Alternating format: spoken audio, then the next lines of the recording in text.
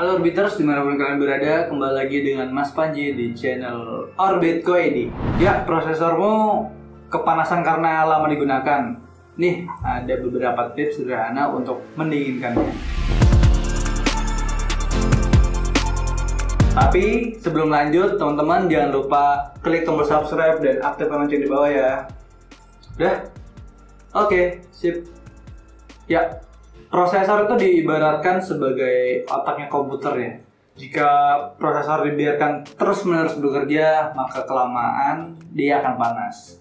Nah, jadi kamu perlu mendinginkan prosesor. Oleh karena itu, kamu memerlukan tips untuk mendinginkan prosesor. Hal yang kerap dialami oleh sebagian besar orang ketika prosesor komputernya panas, maka bisa membuat secara tiba-tiba restart sendiri hingga terjadi hang. Ada berbagai kondisi yang bisa menyebabkan prosesor menjadi panas ya. Panasnya prosesor komputer ini mampu merusak seluruh sistem di komputer, bahkan juga menyerang software ya. Penyebabnya bisa karena overclock komputer. Overclock itu penambahan kecepatan prosesor ya. Nah, lalu penggunaan komputer yang lebih dari 24 jam tanpa henti dengan sambil menjalankan beberapa aplikasi mungkin seperti musik, video, atau game. Kemudian juga karena kipas prosesor yang tersumbat itu bisa bikin panas juga, sehingga pendinginnya tidak berjalan secara baik ya karena terhambat.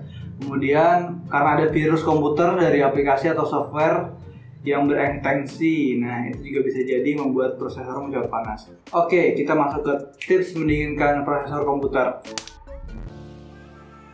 Untuk mengatasi prosesor komputer yang panas, berikut adalah tips yang perlu kamu ketahui. Pertama, pastikan jika kamu meletakkan casing di posisi yang mendapatkan sirkulasi udara secara baik. Pastikan jika Anda meletakkan casing di posisi yang mendapatkan sirkulasi udara yang baik. Hindari untuk memposisikan casing di tempat yang tertutup sehingga tidak bisa membuang panas dari dalam. Akibatnya, panasnya akan terkumpul di badan prosesor. Kemudian yang kedua, susun kabel di casing secara rapi. Nah, ini penting juga bagi kamu yang menyusun kabel di dalam casing ini harus benar-benar rapi.